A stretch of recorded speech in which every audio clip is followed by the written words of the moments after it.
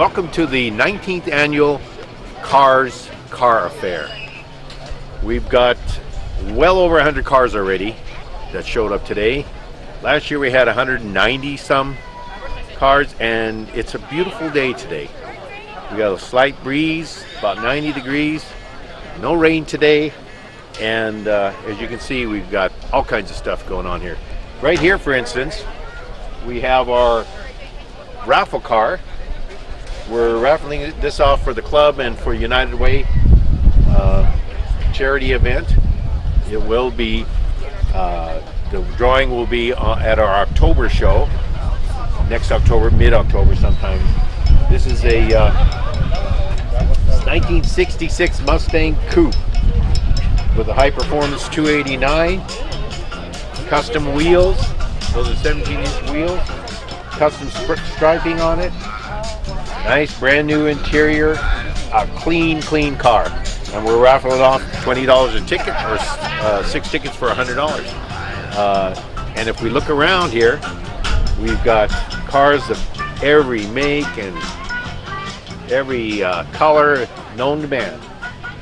Some cars you don't even see much. We have an American AMC Pacer over there. Looks like a big glass house. That yellow car there. And next to it is a Plymouth Roadrunner, then a big old 77 T-Bird, and then one of the newer cars, that red Dodge Viper. More power than a sane man needs. So we're here today celebrating summer, and we do this every year. Our car show's the first Saturday every summer. We have all kinds of events across the rivers. The chili cook-off, that's going on. We got vendors here selling food, selling toys, selling shirts, all kinds of stuff going on here, and we're having a great time. I gotta tell you, people walk around here, big smiles on their faces, because they see cars that bring back memories, and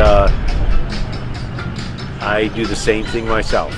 You know, we're running this event. We take time out to look at the cars and reminisce about the days when we rode in those cars or even owned those cars. So this is quite a day. Okay, off to my left here, we have an icon of the American car industry, a 1957 Chevy convertible. It's a beautiful car. It's classic. Look at those lines. Not only were these cars beautiful, but they were comfortable. Back in the 30s and 40s, cars rode like wagons. These cars were luxury on wheels. Notice it has a V8 engine, had plenty of power. Pull you along the highway, pull all your family. You can even pull a trailer with these cars. And the interior, special. Cars are so bland today with their tan and gray interiors. Look at this. Turquoise and white. That was a good movie for that. Look at the dashboard. The gauges stand out. When he drove it off the bridge, it's like, oh, stands out. you are seeing. This car is beautiful, even when it's Oh, did it come with a spotlight like that? Yeah, it actually has the option of the mirror. Oh, the mirror's behind it? Yeah. Oh, okay. And in the back here, here's an added option that a lot of people like, the Continental kit. You saved a lot of room in your trunk if you put a Continental kit, put the spare tire in the Continental kit. This was one of the early years for the tail fins. These are somewhat restrained compared to some cars back in the 50s, but they still made a statement. Right in front of me here, we have a 34 Ford Custom Woody wagon. Notice the surfboards on top? Well, when the wind gets up around here, we sometimes surf the Pecos. Just kidding, but it adds a nice touch. Look at the woodwork on this.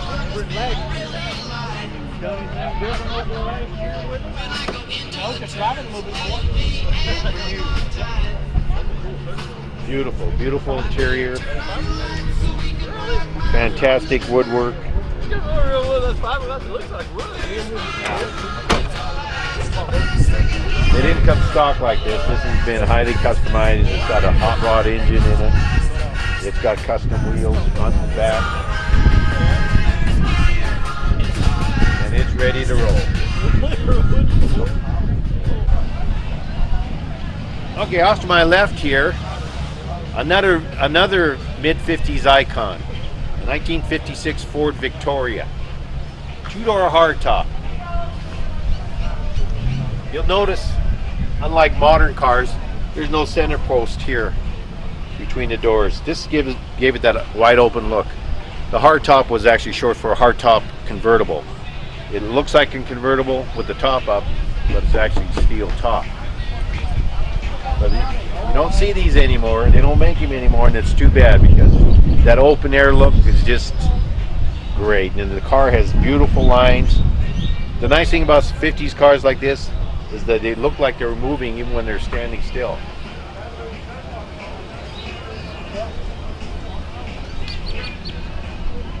And even on the tail end here, the tail lights look like exhaust tubes. So you get that jet airplane look, like jet airplanes were so popular in the 50s because they were new. And the cars took after that, and you got the stubby fins, somewhat like that Chevy we saw earlier. But this is another 50s icon. Beautiful, beautiful car. Wild interiors, wild colors. Behind me here is an icon of the 60s. This is a Studebaker Avante. And you notice that it's wild in design. It was rather ahead of its time when it first came out. It's got beautiful lines. These cars had V8 power. They're more aerodynamic than most cars of their era. Unique design in the windows, the doors, beautiful bubble back window, nice smooth lines down the side.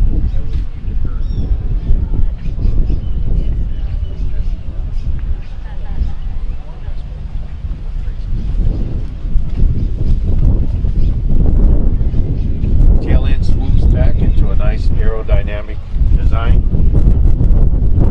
Nice, unassuming tail lights. And the interior, beautiful leather interior. Nice, comfortable seats. Take this car anywhere you want it to go and arrive on time and refreshed. Okay, off to my right here, we have an early icon of the Ford Motor Company, the 29 Model A. This followed the much successful 20-some year run of the Model T car. It was updated, modernized. A lot of things were more rounded. The fenders, the radiator, the cowl. It's a beautiful car in its own right. Little 4-cylinder engine, didn't go very fast, but it'd get you where you want to go. One of the nice things about the Model A's, like the Model T's, is that it has high clearance. You know, back in those days, there weren't a lot of paved roads, and these had to make it through deep mud, and had the Ford streams. Maybe that's where they got the term Ford from. I don't know, fording streams. But you can see this is a beautiful car, done in some very beautiful colors. Not exactly original colors, but pretty close to what you could get back in those days. And the interior, not real fancy, but functional. You can see that everything was right at the hand of the driver. You didn't get radios or clocks or anything like that. There's nothing more fancy than a couple of gauges that tell you how the engine was doing. And of course, in the back here, here's a real special feature. This is what's referred to as a rumble seat. The trunk has a seat in it. or sometimes it's called the mother-in-law seat, for maybe some obvious reasons for some guys. But anyway, if you needed extra room for extra passengers, as long as the weather was nice, you put them back in a rumble seat and away you went. And these cars would go anywhere. They do about 40, 45 miles an hour on the highway, and that's about as fast you wanted to go back in those days, because the roads really weren't that good, and these didn't have very good brakes either. None of the cars back then did. But this is one of the cars that kept us going.